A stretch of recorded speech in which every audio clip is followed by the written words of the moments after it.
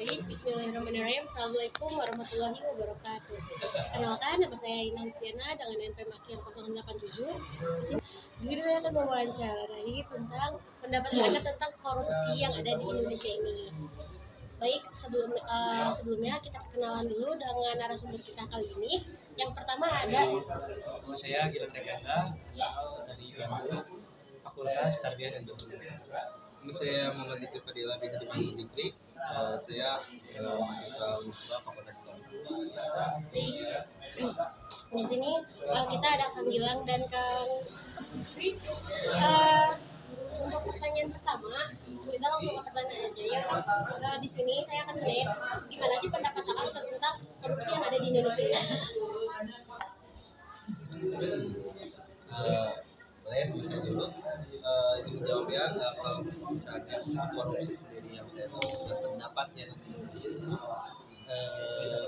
maraknya gitu, banyak sekali yang korupsi di Indonesia, yang dimana juga dari pejabat-pejabat petinggi-petinggi kita juga banyak sekali yang sudah ketahuan dari sejarah. Itu adalah suatu hal yang itu adalah suatu hal yang tidak patut dicontoh, karena korupsi itu bukan hak dari orang tersebut untuk mendapatkan suatu hal yang lebih. Dan jadi saya tidak setuju adanya korupsi, dan saya ingin menginginkan Indonesia kita bebas dari korupsi. Ya, sekarang banyak ya dilihat dari realitanya ataupun di sosmed, banyak laporan-laporan yang masuk tentang korupsi yang tiada akhir. Mungkin kemarin yang lagi ramai-ramainya 271 T katanya ya. Nah, itu nggak tahu berapa jangkauan itu masuk ya kasus korupsi lah. Kita tahu kasus korupsi ini tidak terpuji, apalagi kita sebagai anak-anak ya Islami untuk tarbiyah terutamanya sangat tidak terpuji lah perilaku tersebut. Karena mengambil hak orang lain, apalagi sampai mengambil hak orang yang paling bawah ininya si tingkat kehidupan. Baik, untuk selanjutnya itu pertanyaannya, gimana sih pendapat Akang tentang nilai penyebab utama terjadinya korupsi tersebut? Kenapa orang tersebut bisa melakukan tindakan korupsi? Yang bilang lebih dahulu. Oke. Emang dari dulu ya ini kasus korupsi di Indonesia ini sangat susah dipecahkan. Setiap kali ada korupsi yang seliweran atau yang datang, itu emang agak susah untuk dilaporkan. Saya tidak tahu di belakangnya seperti apa, tapi mungkin itu kembali lagi kepada kesadaran masing-masing. Mungkin mereka ingin mendapatkan uang yang lebih, mungkin ya. Kalau berupa uang, mungkin dia hanya ingin mendapatkan uang yang lebih untuk mendapatkan kesenangan semata. Tapi dia tidak tahu dampaknya apa gitu kepada masyarakat kecil. Jadi yang dia tahu hanya udah uang masuk, nggak mikirin mereka yang di bawah atau yang tertindas, dia nggak mikirin. Saya setuju sama yang dikatakan Kamera. Saya ingin menambahkan aja, pada dasarnya manusia itu meliputi tidak adanya kepuasan. Jadi manusia itu tidak gampang puas. Jadi dengan seperti itu ada nafsu untuk ingin mendapatkan lebih, walaupun memang niatnya untuk kehidupan mereka. Namun apabila cara seperti itu, menurut saya itu adalah hal yang salah gitu. Itu berawalnya menurut saya itu dari rasa ketidakpuasan. Terima kasih untuk jawabannya. Selanjutnya itu pertanyaan yang ketiga, bagaimana sih menurut Akang, apakah nilai integritas sangat penting dalam kehidupan seseorang? Ya, kalau saya sangat penting ya, karena dalam kehidupan di mana nilai integritas itu dibutuhkan itu dari untuk diri dan untuk orang lain, di mana juga lingkungan sekitar akan merasakan itu nilai-nilai integritas yang kita lakukan, seperti disiplinan, pokoknya hal-hal yang melakukan kebaikan itu sangat diperlukan juga dalam kehidupan sehari-hari. Sangat penting sekali untuk kita itu ada dalam diri kita maupun orang lain. Jadi bilang mantep tuh, setuju. Tapi aku juga punya pandangan lain sih. Ya boleh. Boleh ya? Boleh sok. Nilai integritas. Mungkin di SD atau di sekolah dasar lah, udah ditanamin sama gurunya sendiri tentang ya kesadaran atau kedisiplinan, terus ada tanggung jawab ya kan, tanggung jawab. Nah mungkin kurangnya kesadaran sih menurut aku, atau kesadaran pribadi, kesadaran masing-masing. Kalau dibicarakan tentang integritas, nilai integritas itu penting atau tidak, ya ini emang sebagai apa ya, emang paling penting banget dalam kehidupan manusia, apalagi bermasyarakat. Kan manusia tidak bisa hidup sendirian ya, itu pasti sosial, betul, orang lain untuk menjalankan kehidupannya.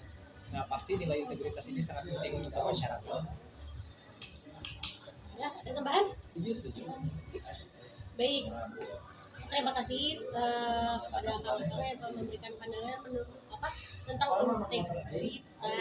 Selanjutnya yaitu pertanyaan, bagaimana strategi dalam mengimplementasikan nilai-nilai integritas tersebut? Oke. Kalau dari saya sendiri, untuk strategi yang untuk mengimplementasikan tersebut, saya bakal melakukan itu di kehidupan sehari-hari saya, di lingkungan kita. Dari lingkungan itu dari keluarga yang itu adalah lingkungan terdekat saya. Saya akan melakukan hal-hal satu, terus dari hal kebaikan saling membantu. Nilai-nilai integritas yang berguna gitu. Saya akan mulai dari lingkungan keluarga, masyarakat, maupun lingkungan perkuliahan saya gitu. Karena juga saya ada di dalam. Berarti kan juga. Nah, aku setuju dari faktor internal keluarga. Nah itu paling pengimplementasian nilai integritas itu dari faktor internal keluarga menurut aku. Jadi apa ya? Biasa kan ya, korupsi memang turun temurun banyak gitu, dari dulu juga belum pernah terpecahkan. Nah penanaman nilai integritas di faktor di internal keluarga ini memang sangat penting.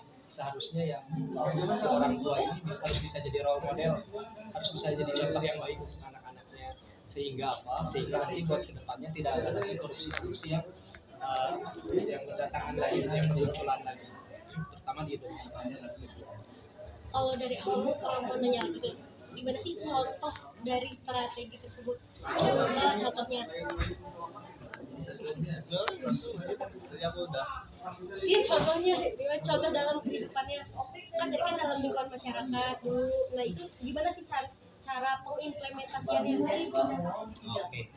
Mungkin dari awal kayak misalnya strategi akan diawali di lingkungan keluarga, bagaimana strateginya saya peka gitu terhadap keluarga saya yang perempuan, terus saya selalu menolong. Terus apabila di lingkungan masyarakat banyaknya orang-orang yang apa ya namanya, yang berbantuan kita gitu. Jadi misalnya ini contoh kecil kayak motor mogok di jalan, kita akan membantu juga gitu, membantu itu. Jadi kayak hal baik itu yang membuat orang itu gimana. Nah terus kalau misalnya di lingkungan kampus, di lingkungan kuliahan, integritas seperti kerja sama kelompok, mulai kerja kelompok dari misalnya dari organisasi kampus juga disiplin waktu, terus juga konsistensi tinggi. Jadi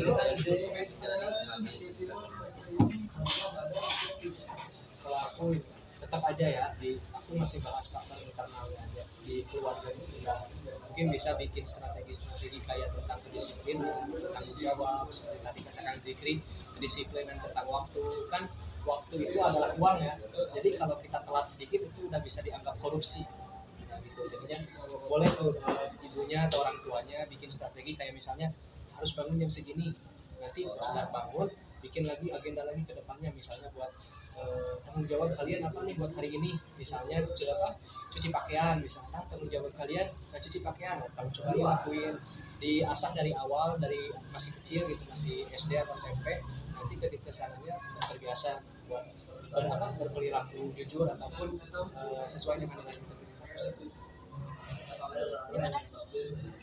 Lalu kita ke pertanyaan terakhir, yaitu apa yang Kakak harapkan ketika telah mengimplementasikan nilai-nilai integritas tersebut?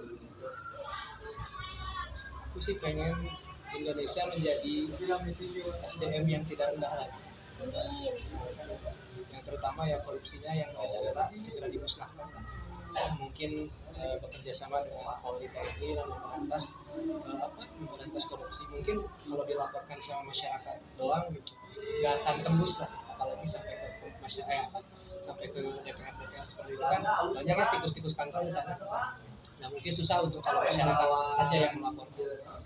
Gitu, di samping itu juga harus dibantu oleh TNI dan Polri atau pejabat-pejabat yang terkait akan di korupsi tersebut seperti KPK. Nah mungkin diusut lah, bisa lebih diusut lebih lanjut gitu, terkait korupsi.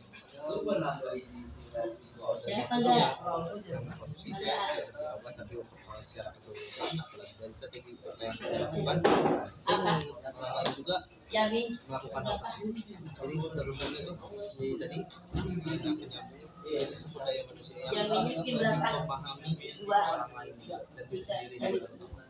Jadi dengan nilai-nilai yang dilakukan saya itu membuat orang lain itu dapat mencontohkan, dapat mengimplementasikan juga di diri, tidak hanya dalam diri saya tapi di orang lain. Ini ada tambahan? Baik, cukup sekian dari saya. Kurang lebihnya mohon maaf. Wassalamualaikum warahmatullahi wabarakatuh.